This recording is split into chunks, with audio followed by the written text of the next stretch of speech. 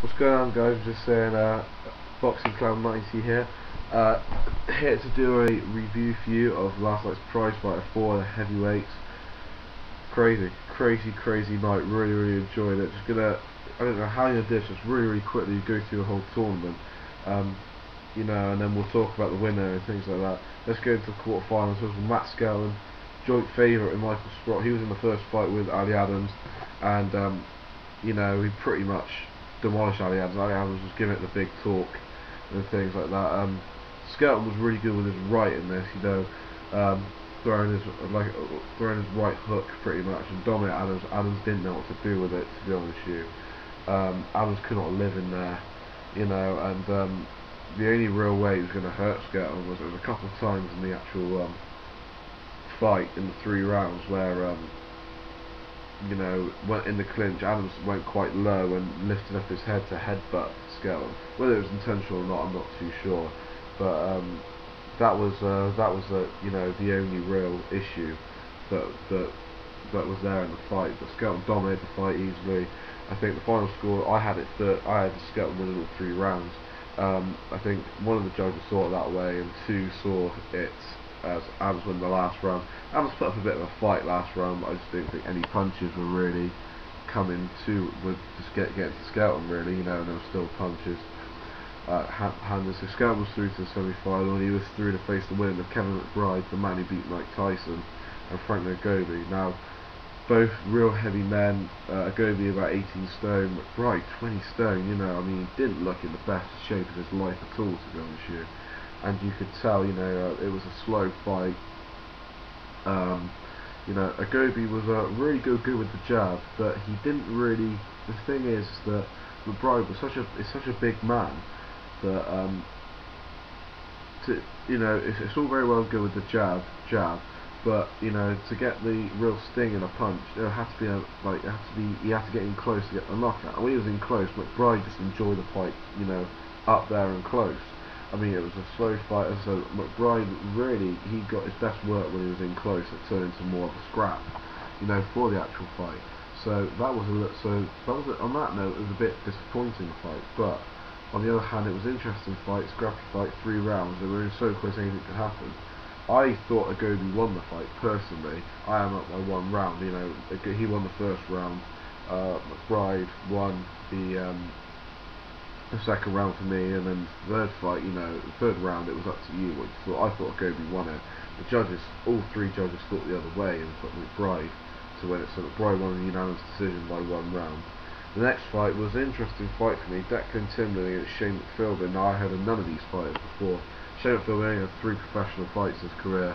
Timlin had 7 fights, but has been out of the ring for almost 2 years. So it was interesting, and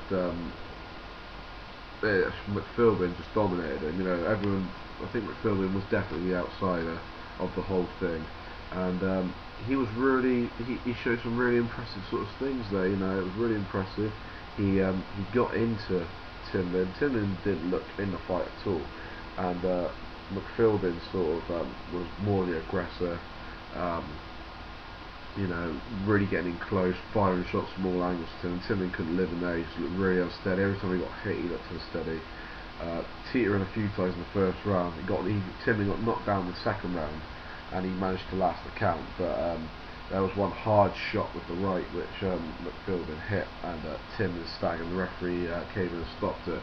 Because to be fair, I think it was too much for Timlin, too much work. You know, couldn't really say anything fairer on that whole front, you know.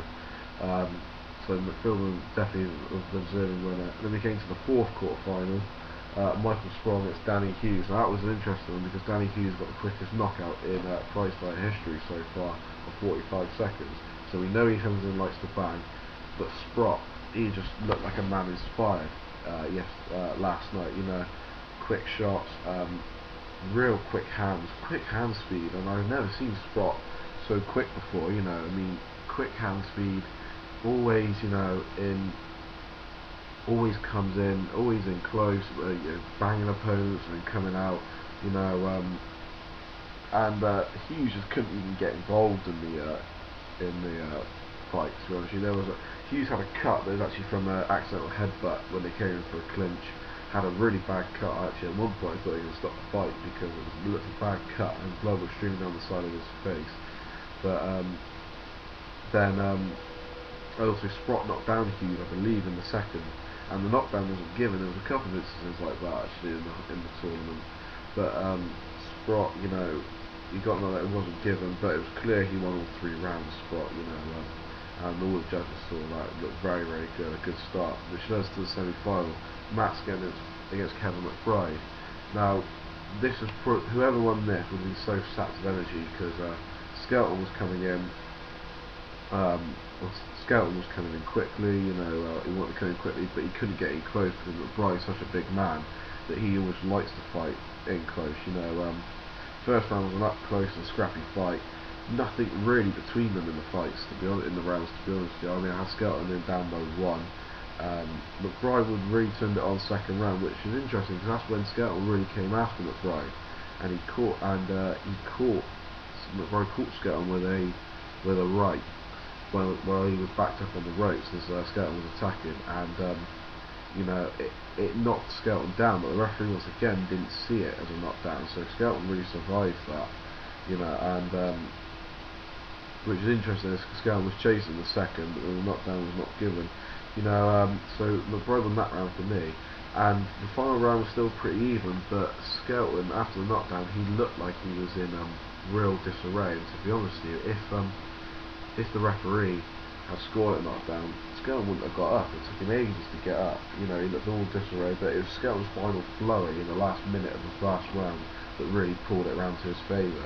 And I got Skelton in the last round, and so far, you know, he actually managed to win the fight. All 3 judges thought the same as I did, 29-28. You know, and then this came up to the second fight, the second semi-final, where it was Shane McPhilbin against Michael Sprott. The first round was up close and personal. My only thing is, like, Shane McPhilbin, he showed a lot of punching power in his first quarter final, but I think he showed Michael Sprott too much.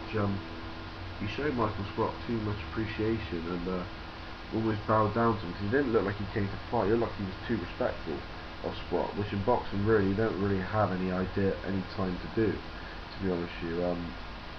And also, in the second round, I think Sprott was always treating us, you know, to get his win back for the final. And in the second round, you know, you could tell Sprott spars with the Klitschko's because he was just behind the jab. He jabbed so well, and with his quick speed, it was just impossible for McPhilbin to really get involved. I said too much respect. McPhilbin didn't really look like he was that interested in going in for the fight.